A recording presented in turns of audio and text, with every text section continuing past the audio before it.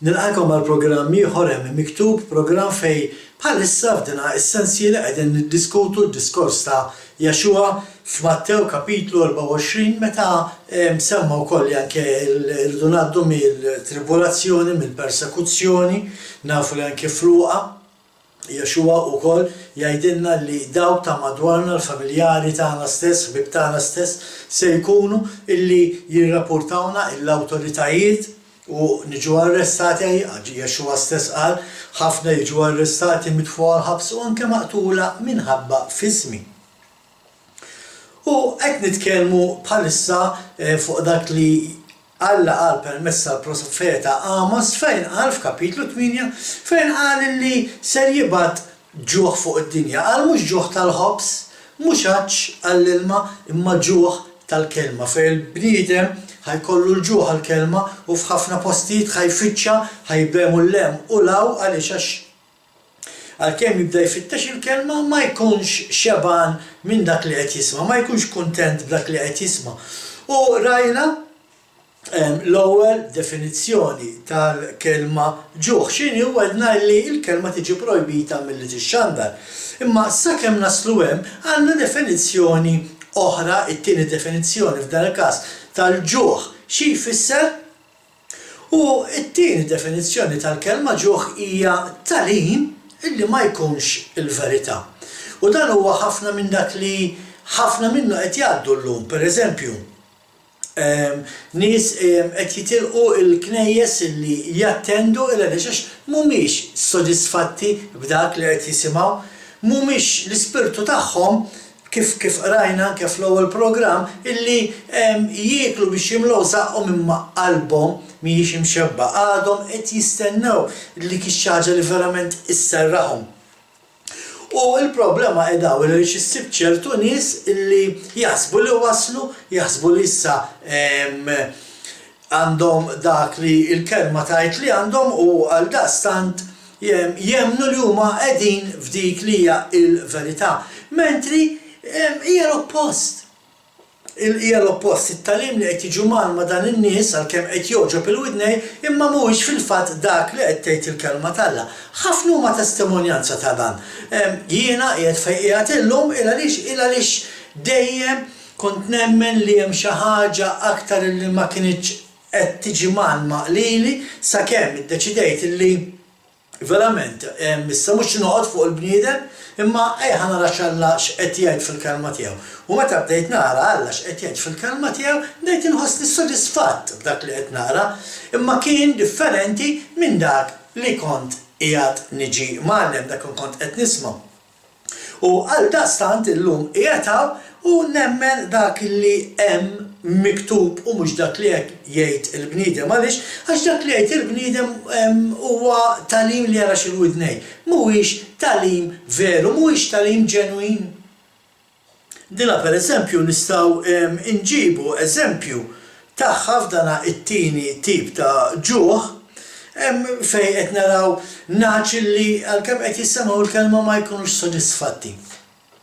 U minħabba li dak li qed jitgħallmu mhuwiex il-verità. U dana pereżempju joħroġ ma nafx intom issegwux dan ħafna tal-evanġelisti fuq stazzjonijiet Amerikani, xi ħaġa li pereżempju jekk Minister żball ħoloq ħareġ biha Joel Osteen u ħafna anke hawn Malta jikkupjaw il-ftuħ tas-service tagħhom b'dak illi Joel Osteen stess jgħid.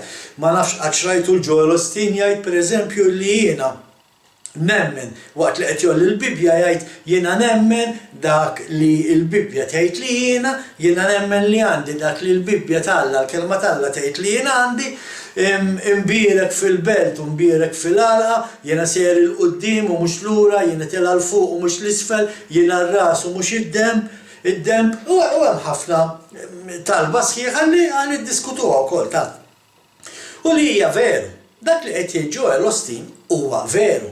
Imma ejja naqrawha ħallissa tkunu tafu fejn hu l-qerq f'dan it-tagħlim. Għaliex il-poplu qed jiġi mgħallem biċċa verità u mhux il-verità kollha u għaldaqstant għalfejn allura in-naċ il-popolin mhux sodisfatt bit-tagħlim reliġjuż li qed jisma', illa li spiritwalment qed jeqpa' vojt. Illa għaliex kif se taraw qed jiġu mal-kelma tal-bniedem u mhux il-kelma tal-Alla. Għaldastant, bħas-soltu nitlobkom iftħu l-Bibji tagħkom jekk ma tkomx il-Bibja f'idejkom. Niżlu l-iskrittura li ħantukom ħalli wara li tisimgħu dan il-programm tmorru taqraw u taraw dak li qiegħed ngħidilkom hux veru jew le. Kunu bħal Berjani, tajjeb? Deuteronomju kapitlu 28 u ħanibda naqra minn vers 3. Imbierek tkun fil-belt u mbierek fil-raba. Imbierek ikun il-frott ta' ġufek, il-frott ta' artek, il-frott tal-bejjem tiegħek, il-frieħ tal-baqar tiegħek u l-frieħ tal-imrieħel tiegħek. Imbierek l-offa tal-ħobs tiegħek u l-immaġna tiegħek. Imbierek tkun fi dħulek u mbierek fi ħruġek. Iħarbat il-mulej li dawwa li jqumu għalik. Minn triq waħda joħorġu għalik u minn 7 toroq jaħarbu minn quddiemek. Il-mulej jagħtik il-barka fl-imħażen tiegħek u f'kull ma tmitt idejk għalih. U jbirkek fil-art il-mulej Alla tiegħek se jagħtik. U l-mulej jagħmel minnek poplu konsagrat għalih skont ma ħaliflek jekk inti tħalles l-ordnijiet tal-mulej Alla tiegħek u timxi fi triqatu. U dina hija dika il-famuża talba li mhux biss ġewwa l-Ostin imma ħafna huma dawk ir-rajjem spiritwali li jiftħu is-service tagħhom b'dana il-tip ta' talba. Fejn qiegħed l-iżbal għax dana veru, din hija kelma tal-Alla, Alla qed jgħid isma' jiena mbirkek fil-belt, jiena mbirkek fir-raba, jiena mbirkek f'kull ma tagħmel, tidħol u toħroġ kun imbierek jiġu għalik minn triq waħda imma minn 7 jaħarbu. Il-qoffa tiegħek ma tkunx nieqsa nimlierek l-imħażen tiegħek, il-ħobs qatt ma jonqoslok u l-ikel minn fuq il-mejda tiegħek bix-xeba għaliex għax Alla qed iwiegħed dak kollu u dan kollu nemnuh. Tajjeb, issa li mhux qed jiġu man-nies, lin-nies li mhux qed jgħidulhom tinsewx aħna bdejna naqraw minn vers 3 u għadna ma spiċċajniex naqraw ta' issa nkomplu naqraw wara dak li ngħidu. Imma il-qerq hija ta' għax jekk inti tibda taqra kapitlu għall-inqas ibda qrah minn vers 1 għax f'dan l-argument vers 1 u 2 għandhom ħafna xi jgħidu, ifissru ħafna. Ejja ħanaraw xi jgħidu vers 1 u 2 tal-ktieb tad-Deuteronomju kapitlu 28.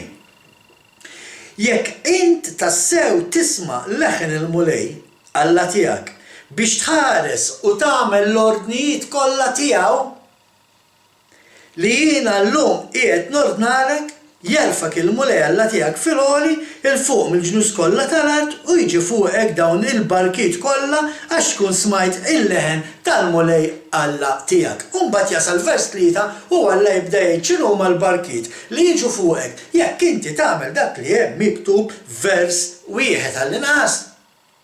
X'jaqrajna vers 1? Jekk int tassew tisma' leħen il-mulej Alla tiegħek biex tħares u tagħmel l-ordnijiet tiegħu kollha li jiena llum qiegħed nordnalek. Ma ninsewx dan huwa Mosè li qed ikellem lill-poplu Iżraelit. Il-ktieb tad-Deuteronomju li nqisuh bħala id-djarju ta' Mosè. Fih Mosè kien qed jikteb dak li għadda minnu l-poplu u kien qed jgħidu lill-poplu bħala twissija.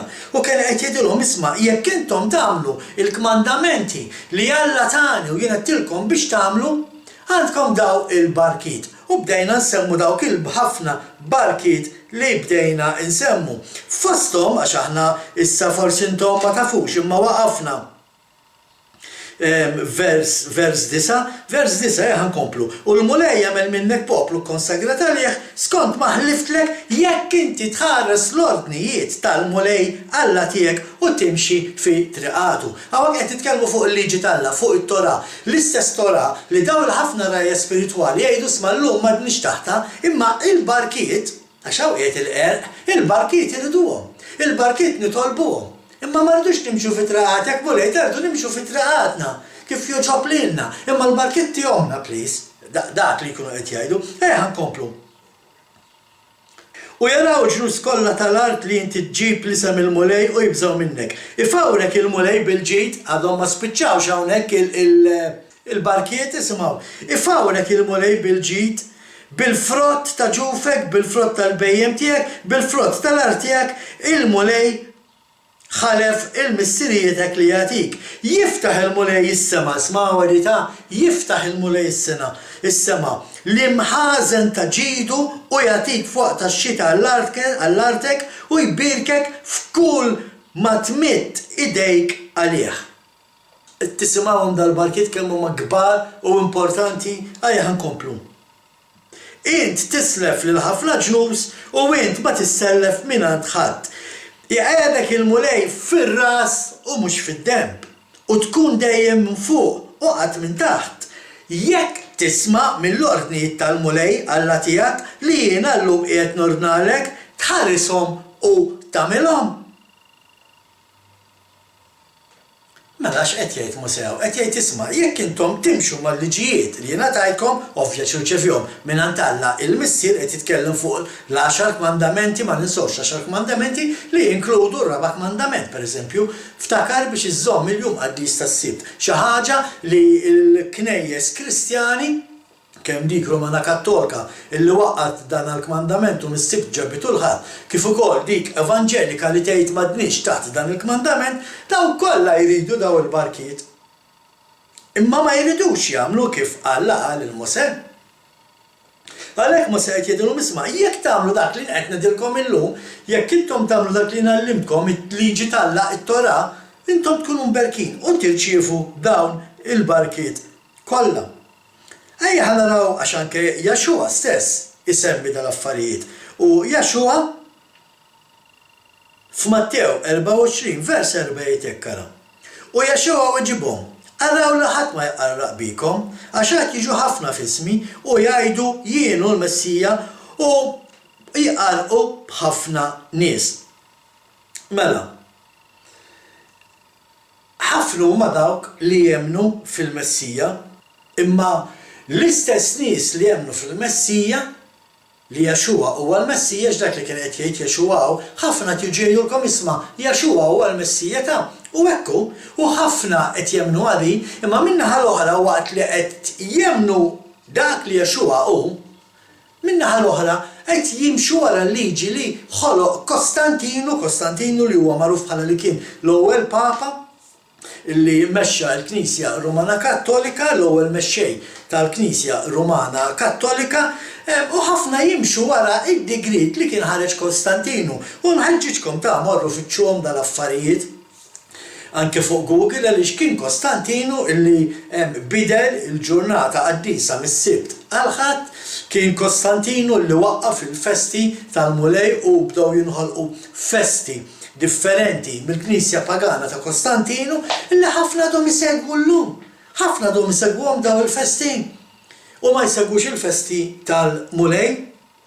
U da tinsawx bibtiegħi da kien kollu profetizzat.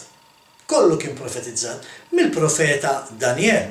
Mela qed nitkellmu Daniel hawn qed nitkellmu issa bejn wieħed ieħor ma' 800-900 sena qabel Kostantinu. Għax Daniel kien jgħix 500 sena qabel Kristu u Kostantinu qed naraw jiġi nxena 375 sena wara il-mewt ta' Kristu. Tajjeb, imma raw x'kien qal Daniel, araw x'hemm miktub fil-ktib ta' Daniel. Daniel kapitlu 7 vers 25 jaqrek kara.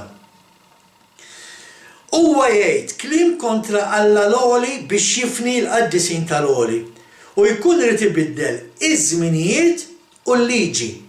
U dawn jingħatawlu f'idejh għal żminijiet u nofs żmien. Da qed jitkellem fuq l-Antikrist. Issa ħafna qed jgħidu mela di qed tisseħħ, ma ninsewx li l-Antikrist huma dawk in-nies illi ma jridux jafu bi Kristu. Jekk inti għandek mexxej ta' Knisja ilimi illi qed jgħid isma' llum il-ġurnata qaddisa hija l-ħadd u mhux is-sibt, dak huwa Antikrist għax ma jridx jimxi mal-istess liġi illi Jaxua kien jimxi. U għalilna jbiddel iż-żminijiet U l-liġi biddel iż-żminijiet jiġifieri iwaqqaf il-jum qaddis milli jkun is-sibt jagħmlu l-ħadd, iwaqqaf is-seba' festi tal-mulej li huma tant importanti ħafna u fuq dan għandna tagħlim għalikom ġej ukoll biex taraw kemm huma importanti daw il-festi, waqqafhom da Kostantinu u minflokhom bdew jivvintaw il-festi li llum insibu fil-Knisja Rumana Kattolika li jiddispjaċini ngħid għal Alla ma jfissru xejn. Alla mis-seba' festi tiegħu jinteressaħ, dawk iridek tħares, dawk iridek iżżomm, għax dawk huma qaddisa maqtuwa separati. Il-festi, fil-fatt ma nsarħulhomx il-festi ta' xi knisja, le, il-festi tal-mulej. U ħafna huma li warbuhom daw il-festi. Għala l-festi issa li kien għamel Kostantinu u irtet il-Knisja Rumana Kattolika dawk iwa jien iċċelebrawhom hu il-miliet, San Valentinu għadu kif għadda niftakar meta jiena ġejt imtella fuq il-pulptu biex nisfen mal-mara tiegħu fil-jum ta' San Valentinu. Illum ngħidu sinjura ħfilli kont ignorant ma kontx naf imma llum grazzi mulej li ftaħt li għajnejja u naf il-verità. Tajjeb, imma kif qed taraw ħbib tiegħi? Dan id-digrit kontra l-liġi tal-Alla għadu qed jiġi segwit sal-lum bl-għajnuna tal-Knisja Rumana Kattolika. L-istess digrit li għamel Kostantinu komplet fuq il-Knisja Rumana Kattolika li ħafna jsejħula il-prostituti u li minna ħarġet il-Knisja Protestanta dawk li llum tissejjaħ Evanġelika fil-fatt imma jekk il-Knisja Rumana Kattolika hija il-prostituti, għajdu li intom min huma il-prostituti jekk mhux dawk li ħarġu minna. Għaliex qed ngħidu dan, għaliex meta inti tippridka u tgħallem li llum m'għadniex taħt il-liġi li Alla jridna nżommu, inti jiddispjaċini ngħid qed tippridka mhux il-verità. U qed tippridka xi ħaġa li tara xil-widnej. Għalhekk qed ngħidu hawn laċċa l-kelma għax il-verità mhux tiġi pridkata, qed tiġi pridkata biċċa verità u n-nies tinsewx qed nitkellmu fuq it-tieni definizzjoni tal-kelma ġuħ. In-nies bil-ġuħ. U għalhekk meta n-nies qed jiskopru r-raba' kmandament qed jibdew jistaqsu l-mistoqsijiet. Ħafna illi nitkellmu magħhom aħna ma jistawx jirrispondu fuq dal-affarijiet. Ħaġin hija l-verità ma tistax tiġi kontrija. Biss ma ninsewx tagħlim qarrieq u fals mhuwiex biss il-bidla tal-jum qaddis tas-sibt ħbieb tiegħi ta'. Nerġa' ngħid hemm il-festi pagani li ħadu post il-festi tal-mulej. Ma niddejjax insemmihom jien il-miliet, l-Easter, dak il-ħafna ħallelujja parti li llum qed isiru fil-Halloween bi skuża biex niġu kontra il-Halloween, xi ħaġa li maħniex ħasra kmandati nagħmlu, imkien ma qalilna biex nagħmluhom dal-affarijiet għall-missier. Għandek tagħlim ieħor il-grazzja kontra l-liġi li huwa tagħlim qarrieq immens. Għaliex għax il-grazzja dejjem kienet hemm. Noè salvat bil-grazzja. Abraham salvat bil-grazzja. Mhux kulħadd bil-grazzja salvat.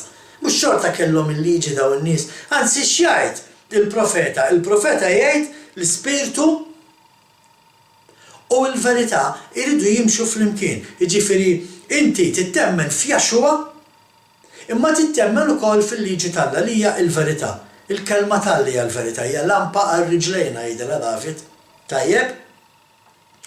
Għandek per eżempju d-deluzzjoni qarrieqa tas-siġra tal-miliet. Meta tisma' l-Evanġeliċi jiddeskrivu xi tfisser is-siġra tal-miliet għalihom fil-verament inħoss qalbi tinasar, inħossni imdejja minħabba dan it-tagħlim. Tagħlim jaħsra qarrieq, tagħlim li qed jagħmlu biex jogħġbu il-widna tal-bniedem. Bħal dak li qalu l-bniedem ma jgħaddix minn is-siġra tal-miliet. Allura rridu naraw kif nivvintaw xi jfissru l-boċċi u xi jfisser ir-rigali ta' taħt is-siġra u għax is-siġra ħadra u tipponta l fuq.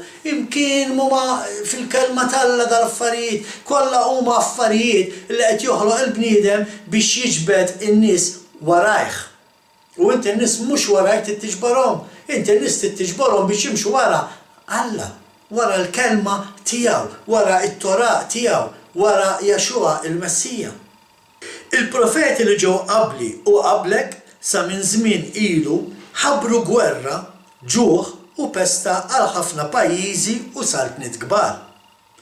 Imma l-profeta li jħabbar islim ma jinarafx li hu profeta mibgħut tassew mill-mulej jekk mhux meta sseħħ il-ħaġa li l-profeta ikun ħabbar. Imbagħad il-profeta Ħananija qabad il-madmad minn fuqhom il-profeta Ġeremija u kisru. U qal Ħananija quddiem il-poplu kollu, hekk jgħid il-mulej, sa sentejn oħra hekk se nkisser minn fuqhom il-ġnus kollha il-madmad ta' Nebukadneżar is-sultan ta' Babilonja. U l-profeta Ġeremija qabad triqtu u telaq.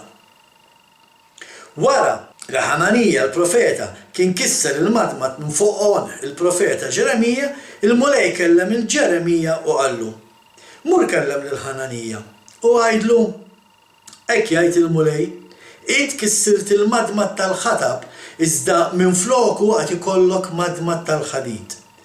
Għax hekk jgħid il-mulej tal-eżerċiti Alla ta' Iżrael, madmad tal-ħadid inqiegħed fuqhom dawn il-ġnus kollha ħalli jaqgħu l-sira ta' Nebukadneżar is-sultan ta' Babilonja.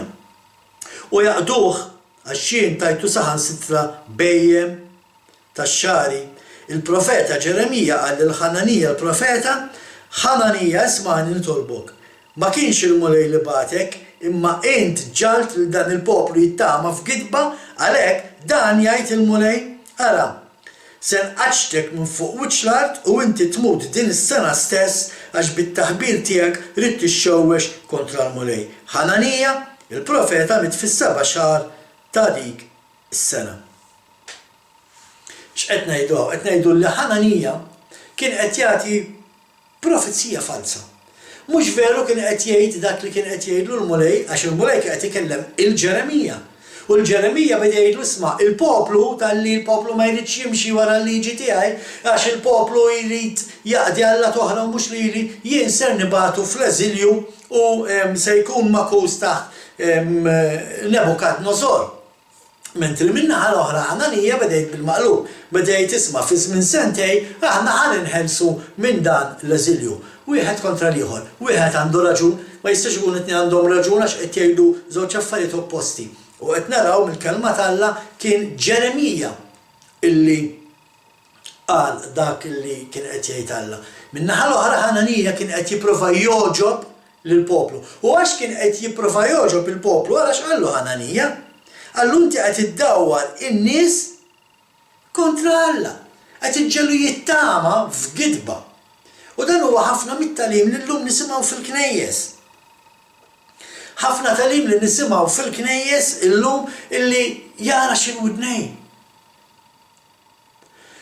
U tisma' nies jitkellmu jaħasra u meta tipprova ddaħħalhom naqas sens ġo moħħhom jalqu widnejhom u jissuppervjaw ma jridux jisimgħu l-verità. Le għax il-kappillan hekk qalli, għax l-arċipriet hekk qalli, għax il-qassis hekk qalli, għax ir-raj spiritwali, il-pastor tiegħi hekk qalli. Imma x'qed jgħid Alla fil-kelma tiegħu. Jekk Alla qed jgħid isma' jiena Jaħwa ma nitbiddilx. Kif jiġi xi ħadd jgħidilna li Alla issa nbidel u dak li qal lill-poplu ludi m'għadux xogħod. Meta aħna nafu bħalissa għaddej mill-istudju tal-Paraxà wasalna fl-ktieb ta' l-Esodu u qed nistudjaw meta Alla qed jagħti l-kmandamenti lill-poplu tiegħu u qed jgħidilhom f'ħafna drabi qed jgħidilhom dawn huma statuti, dawn huma ordinanzi, dawn huma kmandamenti li tridu żommu għal dejjem. Għal dejjem ġifieri ma jifqu qatt. Ma jifqu qatt. Immaġinaw intom ħbib tiegħi minn sibt tal-sibt u minn qamar ġdid tal-qamar ġdid kienu jiġu il-poplu t'Alla jqimu lil Alla. Isommu l-ġranet bħala ġranet qaddisa. Hekk se nerġgħu nagħmlu meta jkun hawn Jaxxua fil-millennium u jkun qed jallimna t-Tora, jkun qed jallimna l-liġi minn qamar għal qamar ġdid u minn ġimgħa u minn sibt tal-sibt ser nkunu qegħdin inżommu l-jiem qaddisa. Allura x'in id-differenza? Għaliex issa le? Għaliex issa le? Għaliex waqafna? Għax min qed jgħallem illum m'għadniex nagħmlu dawn l-affarijiet m'għadniex taħtom. Imma ħbib tiegħi oqgħodu attenti. Għax mhux dak it-tagħlim li qiegħed joħroġ mill-kelma t'Alla. Fil-kelma t'Alla hemm miktub ħafna drabi illi daw huma għal dejjem anke jekk taraw ir-raba' kmandament.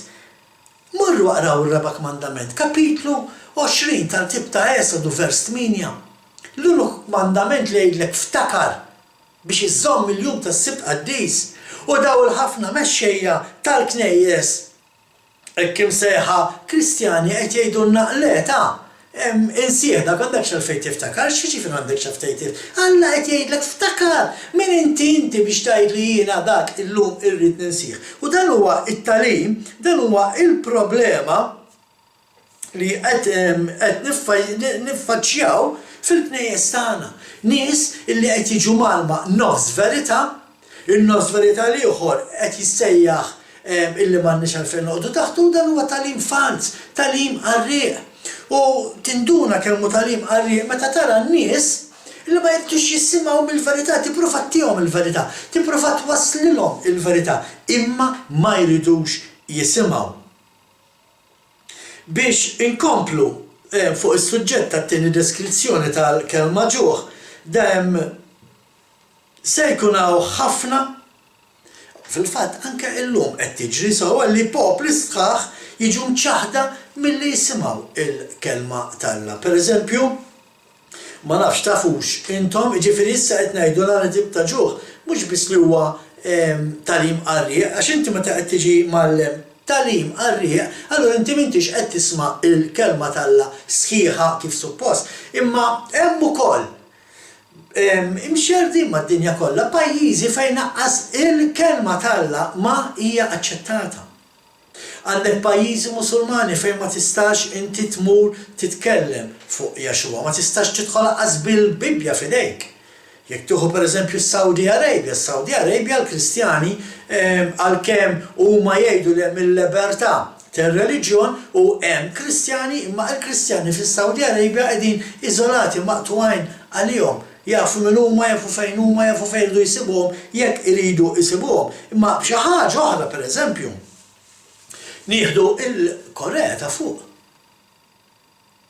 Il-Korea ta' fuq li il-reliġjon ma jistax jidħol f'dik il-pajjiż, il-Kristjaneżmu ma jistax jidħol f'dak il-pajjiż. Fil-fatt jekk intom ma nafx jekk tafux, missier in-nazzjon huwa Kim Il-sung. U Kim Il-sung huwa meqjus bħala Alla ġol Korea ta' fuq. Nafx qed ngħid jiena kelli okkażjoni immur hemmhekk il-Ħosem ġew festival tal-kant fil-1990 fl-1990 u dan qed ngħidulkom mill-esperjenza ħbib tiegħi. Għalihom daw in-nies Kim Il-sung huwa Alla u lilu trid tqim. Huwa meqjus bħala il-missier etern, naraw x'tipu ta' oħta. Il-missier etern, meta aħna nafu il-missier etern huwa Alla, Jahwe, Alla tal-Bibja, Alla ta' Abraham, ta' Isaac u ta' Ġakob. Imma dan tawh it-titlu ta' Alla il-missier. U meta nies li jkunu delegazzjonijiet nies distinti li jżuru il-Korea, pereżempju, ta' fuq, jiġu maħuda anke fuq il-monument ta' Kim Il-sung. U jekk ma tmurx huwa meqjus bħala xi ħaġa ta' disrispett. Inti għandek nuqqas ta' rispett lejn il-poplu tal-Korea ta' fuq jekk inti ma tmurx u tara din istatwa kbira ta' Kim Il-sung.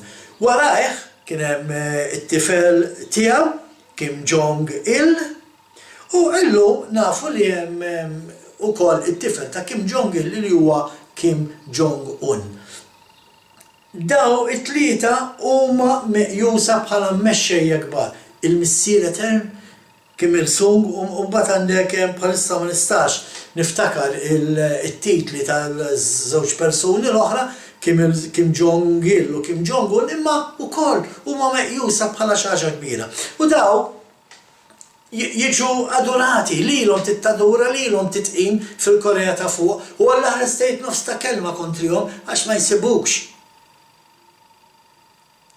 Dan huwa waħed minn dawk il-pajjiżi fejn il-Kristjaneżmu ma jistax jidħol.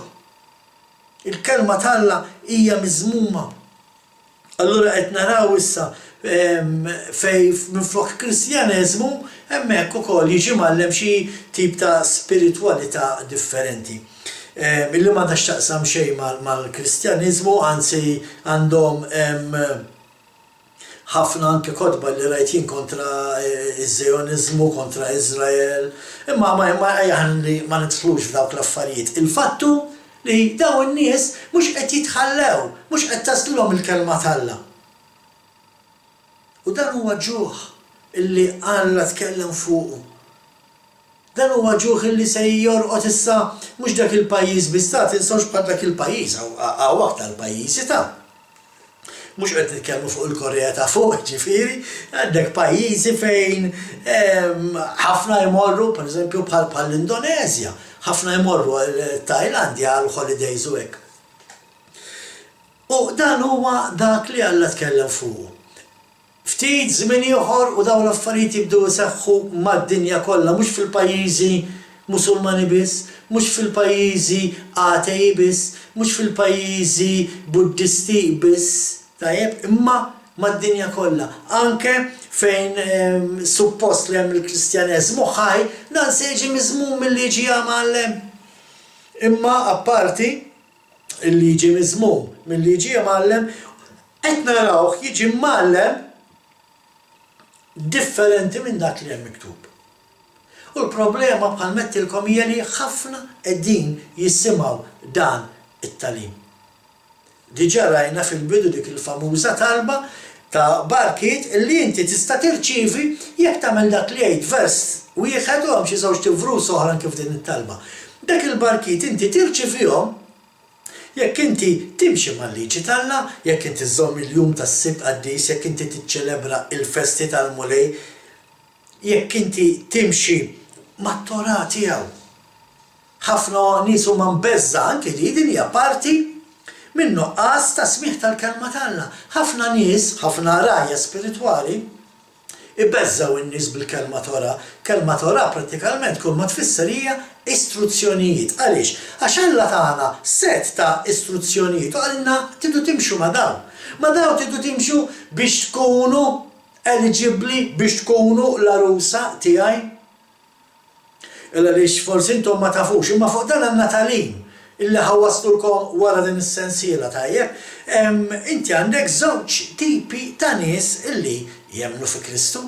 Għandek l-arusa illi Kristu se jiġi u jieħu biex jiżżawweġ, imma mbagħad għandek dawk huma mistednin għall-festa tat-tieġ. Jiena ma nafx inti x'taħseb imma jiena jista' jkun nixtieq inkun parti minn l-arusa u mhux minn mistednin. Biex tkun parti minn l-arusa, tkun persuna li timxi wara l-istruzzjonijiet t'Alla. Ma tistax tkun parti mill-arusa ta' Kristu jekk inti ma żżommx is-Sibt Qaddis, jekk inti ma tiċċelebrax il-festi tal-Mulej. Imma tista' tkun mistieden. Issa jekk inti jogħġbok tkun mistieden, allura dika hija bejnek u bejn Alla. Jiena nerġa' ngħid nittama illi inkun parti mill-arusa ta' Kristu. U għalhekk nażel li nimxu wara l-istruzzjonijiet t'Alla, għalhekk nażel li nimxu wara il-kelma t'Alla, wara dik il-kelma li ħafna jgħidu isma' dik m'għadix tottalina llum, dik m'għadniex taħta. Ħafna se jkunu sorpriżi dakinhar li jiġi għaxuha u ma jittieħdux.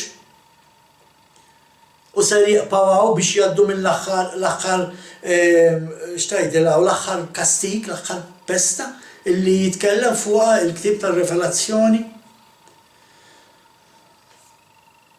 Allum, ħbib tiegħi, naħseb ħalif u għaw. Nfakkarkom illi anke dak li qed nitkellmu fuq illum, it-tagħlim nofs verità huwa dak li tkellem fuq Daniel meta kien qed jitkellem fuq l-abominazzjoni ta' delużjoni.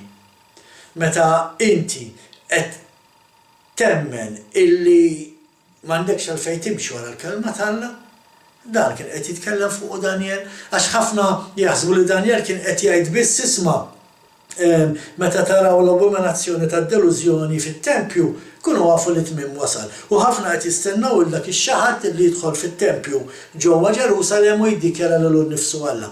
Ma nistgħux bib tiegħi, illi t-tempju llum huwa jiena u inti, aħna. Dak li nemmnu f'Jexua l-Messija, aħna suppost li aħna it-tempju ta' Kristu. Mela, il-moment li kien hemm xi ħadd fuq xi tron x'imkien ġo Ruma u qal isma' jiena nirrappreżenta lill-liben Alla f'din id-dinja, dawk li jemmnuh huma delużi u qed jemmnu fl-abominazzjoni ta' delużjoni. Ella li għax dak il-persuna u minnu il-moment li poġġa fuq dak it-tron u mhux qed nitkellem fuq it-tron li hemm ġol Knisja tal-Vatikan ta'. Il-moment li ħal-awtorità illi fost il-poplu talla jgħid li hu jirrappreżenta l-Kristu, hawnhekk allura qed naraw raġel persuna fit-tempju, għalax aħna t-tempju, qiegħed f'nofsna da qed jiddikjara xi ħaġa li hija abominazzjoni ta' delużjoni. L-istess hija abominazzjoni ta' delużjoni meta inti tiġi mgħallem nofs il-verità.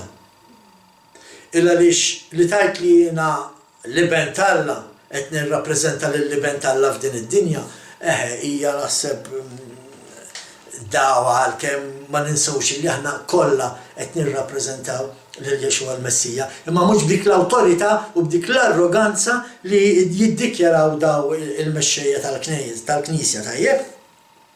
Imma l-fatt li inti qed tgħallem nofs verità, il-fatt li inti qed iżżomm in-nies milli jkunu jafu l-verità sħiħa, inti daw in-nies qed tpoġġihom f'post fejn jiġu delużi, issa ma jistgħux jaraw ċar.